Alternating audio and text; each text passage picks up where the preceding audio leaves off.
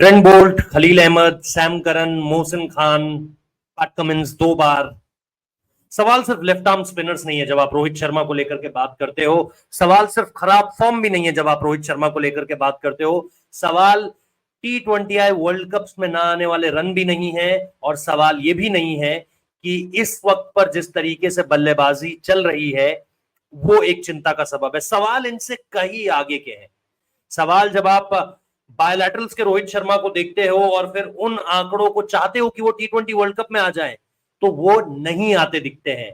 जिन छक्कों को देखकर आप कहते हो कि भाई 190 छक्के लगाए हुए हैं, सबसे आगे हैं लिस्ट में, वो छक्के T20 वर्ल्ड कप्स में नहीं आते। जिन शतकों को लेकर के हम बात करते हैं कि 5 शतक है, वो शतक वर्ल्ड कप में देखने को नहीं मिलते।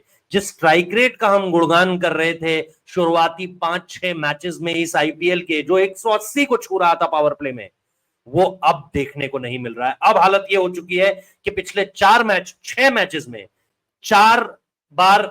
2 बार तो 4 रन के स्कोर हैं, 4, 8, 6, 11, 0, 4।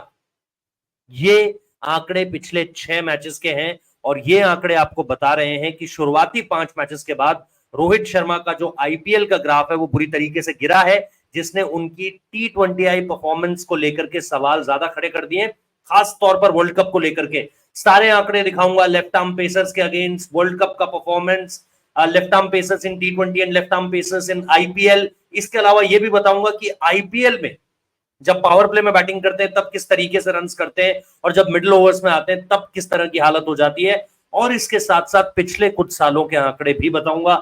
आप लोग देखिए और फिर मुझे बताइएगा कि चीजें किस तरीके से बदली है, क्योंकि हमने विराट कोहली को भी लेकर जब डिस्कशन किया था तो स्टैट्स की तर्ज पर किया था। यहां पर भी जैसा आप देख रहे हो, 30 का और उससे ज्यादा का एवरेज 2016 से क्रॉस नहीं किया है रोहित शर्मा ने, जो सबसे बड़ा आंकड़ा है। स्ट्राइक रेट तो बाद में आएंगे, क्योंकि स्ट्राइक रेट की चर्चा तो अभी कर ही नहीं रहे हैं। स्ट्राइक रेट पर जब आएंगे तब तो और ज्यादा माथे पर हाथ रखना पड़ेगा कि अब क्या हो गया है। लेकिन 30 का एवरेज, 30 से ऊपर का एवरेज 2016 के बाद से अब तक क्रॉस नहीं किया है। इस सीजन को खत्म हो जाने दीजिए, इस सीजन को अभी मैंने इसमें नहीं डाला हुआ है।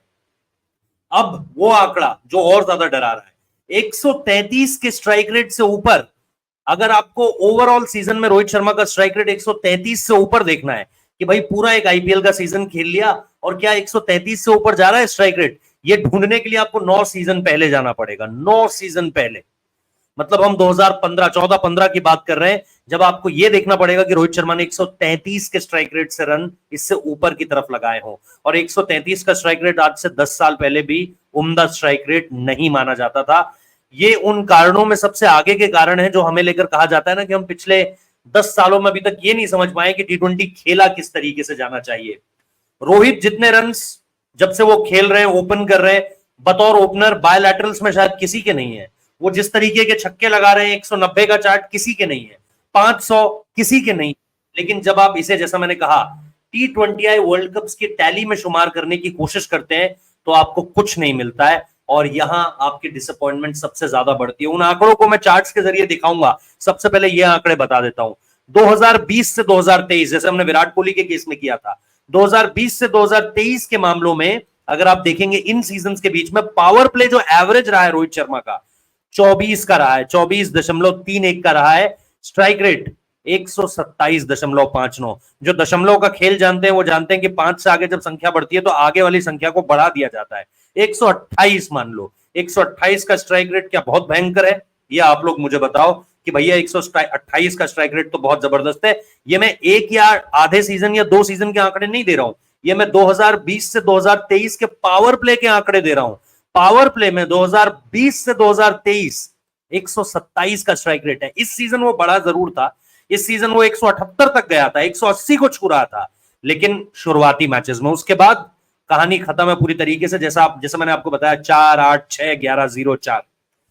55 इनिंग्स जो उन्होंने खेली हैं इस कार्यकाल में, 2020 से 2023 में, पावर प्ले के दौरान 6 ओवर्स का आंकड़ा 55 बार नहीं क्रॉस कर चुके हैं। 2020 से 2023 में रोहित शर्मा जितनी बार भी ओपन करने आए, 55 बार 6 ओवर क्रॉस नहीं कर पाए। यानी वो जो हम कहते हैं कि भाई छोटी छोटी जो इंपैक्टफुल पारियां है ना, उनसे आगे भी कुछ करना पड़ेगा, बड़ी पारियां खेलने पड़ेंगी, लंबे रन्स करने पड़ेंगे और अच्छे स्ट्राइक रेट के साथ रन्स करने पड़ेंगे। अगर आप देखो क्योंकि यहां पर शुरुआती समय में उन्होंने वो दिखाया जरूर, पहले 7 मैचेस 178 का स्ट्राइक रेट, बढ़िया 2024 में, लेकिन उसके बाद की कहानी हर्षा भोगले का ट्वीट आपको बताता है।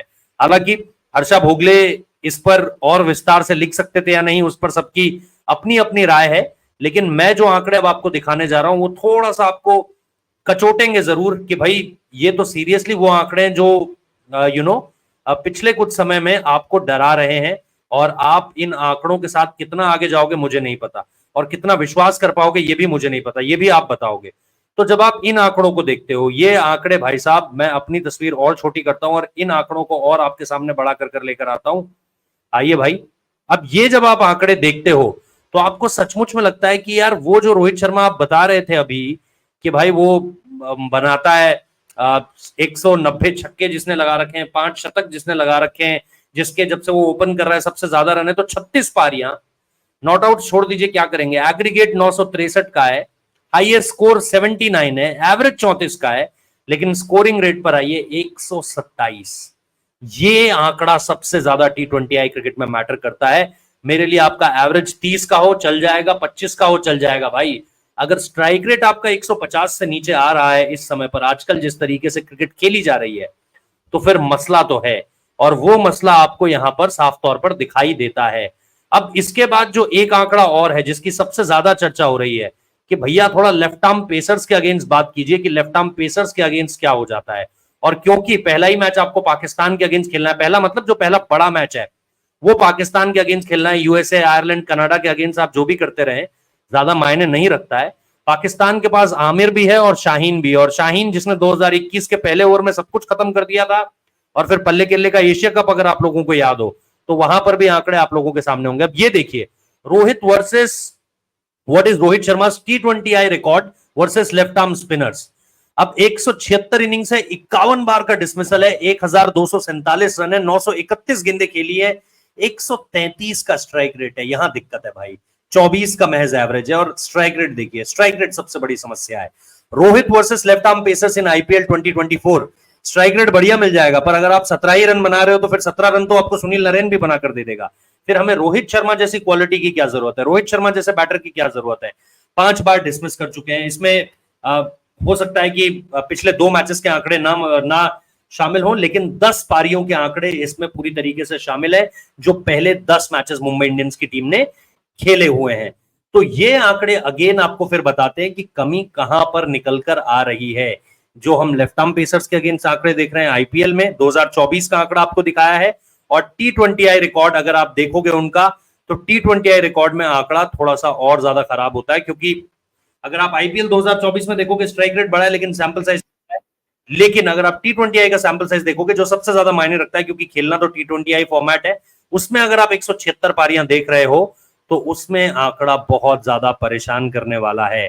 अब जरा उस आंकड़े को देखते हैं कि भाई जब रोहित शर्मा के सामने पावर प्ले की चीजें आती हैं और जब वो मिडिल ओवर्स में जाते हैं तो क्या वो पेस कर पाते हैं चीजों को, जो कई बार विराट कोहली के लिए कहा जाता है कि भाई विराट को वहां पर दिक्कत है, रोहित वहां पर किस तरीके से करते हैं। जरा उनकी उस पारी को भी थोड़ा सा देखा जाए कि वहां पर उनका स्टाइल ऑफ प्ले क्या बदल जाता है या वो वहां पर थोड़ा सा बेहतर दिखाई देते हैं, वो चीज भी जाननी बहुत ज्यादा जरूरी है। क्योंकि एक ही खिलाड़ी पर उसका क्रिटिसिज्म क्यों आए, है ना, जब बाकी सब भी खेल रहे हैं तो एक ही खिलाड़ी पर क्रिटिसिज्म आना गलत बात है मेरे हिसाब से। तो जरा रोहित शर्मा के आंकड़े आपके सामने रखता हूं, ये आंकड़े भी देखिए आप कि रोहित शर्मा के आंकड़े आपको किस तरीके का कॉन्फिडेंस दे रहे हैं जब हम बात करते हैं पावर प्ले बिल्डअप की, और उसके बाद जब आप मिडिल ओवर्स में जाते हो। ये जब आप देखते हो, पावर प्ले में 95 इनिंग्स है आईपीएल में, T20 इंटरनेशनल में 116 है। यहां पर भी जब आप स्ट्राइक रेट देखते हो, यहां पर भी जब आप एवरेजेस देखते हो, तो आपको समझ में आता है। देखो 95 पारियां आईपीएल में, पावर प्ले की बात कर रहा हूं, रन 1630, 31 का एवरेज, 131 का स्ट्राइक रेट, कुछ खास नहीं है। T20I में भी वो स्ट्राइक रेट जो है सिर्फ 133 का जाता है। तो आप जिस ओपनर की बात फिलहाल कर रहे हो, अब वो T20I वर्ल्ड कप में कुछ गजब कर दे, जैसे उन्होंने 50 ओवर के वर्ल्ड कप में स्टार्ट दिए, तो अलग बात है, लेकिन अभी जो आंकड़े आपके सामने भाई वो सच्चाई बता रहे हैं। अब मिडिल ओवर्स में क्या होता है, मिडिल ओवर्स में आप देख रहे हो स्ट्राइक रेट वहां पर और ज्यादा थोड़ा सा नीचे चला जा रहा है, 131 से वो 127, यानी 4 अंक की जंप, मतलब नीचे को छलांग मार रहा है, 127 चला जा रहा है। हालांकि T20I में मिडिल ओवर्स में जो स्ट्राइक रेट है वो बेहतर हुआ है, 148, काफी बेहतर हुआ है, और वो 148 की तरफ जा रहा है।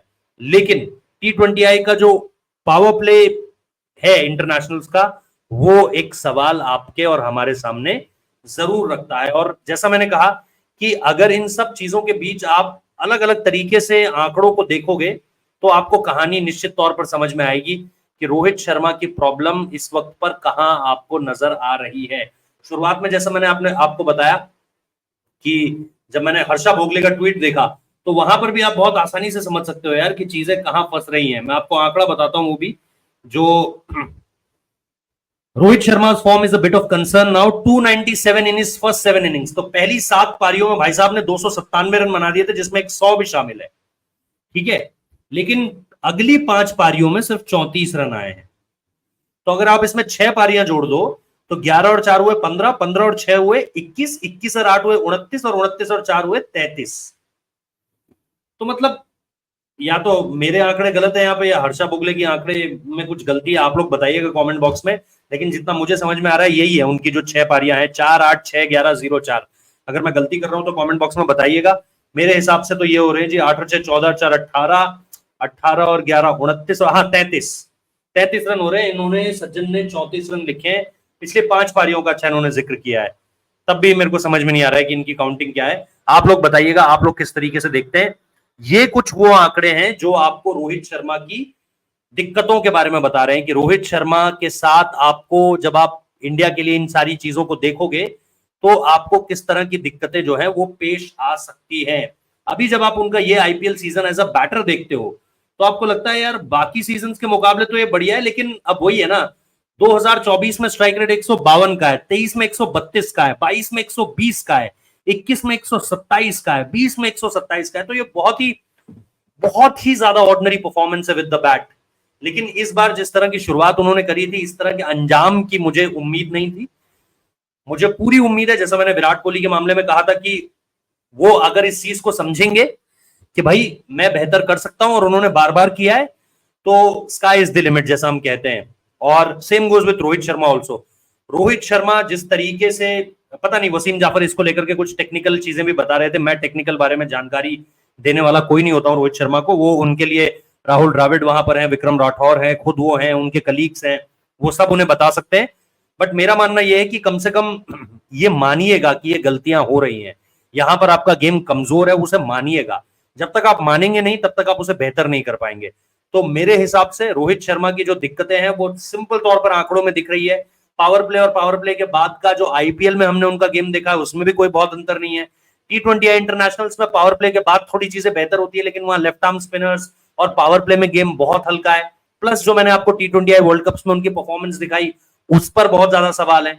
तो मेरे हिसाब से इन चीजों का जवाब देना बनता है, और बहुत मजा आएगा अगर आप बल्ले से इन सब चीजों का जवाब देंगे, रादर देन किसी और पर कोई छीटाकशी करके। तो मुझे लगता है कि 2024 का वर्ल्ड कप बहुत डेस्परेट है रोहित शर्मा वर्ल्ड कप जीतने के लिए, लेकिन हम भी बहुत डेस्परेट है आपके बल्ले से रन्स देखने के लिए। तो आई होप कि आपके बल्ले से रन्स आएंगे और आप कमाल करोगे। ठीक है, इसी नोट के साथ ये वीडियो एंड कर रहा हूं। आप लोग बताइएगा, बहुत ज्यादा बोलते हैं कि भाई इसके बारे में बात करते हो, उसके बारे में बात नहीं करते हो। इनके बारे में भी बात करिए जो डेटा अवेलेबल हो पाया है। जैसे ही रोहित शर्मा आउट हुए थे, मैं इस डेटा को खोजने के लिए बैठ गया था, और जो मेरे को स्टैट्स मिले वो मैंने आपके सामने रखे हैं। बाकी आगे भी अगर समस्या रही तो आगे और इन डिटेल एनालिसिस करेंगे, बचेंगे नहीं ना, कहीं पर भी इस तरह की भाषा का प्रयोग करेंगे जो अमर्यादित है, असभ्य है, और सिर्फ आंकड़ों के हिसाब से और अपनी फाइंडिंग्स के हिसाब से बात करेंगे। Thank you so much, take care.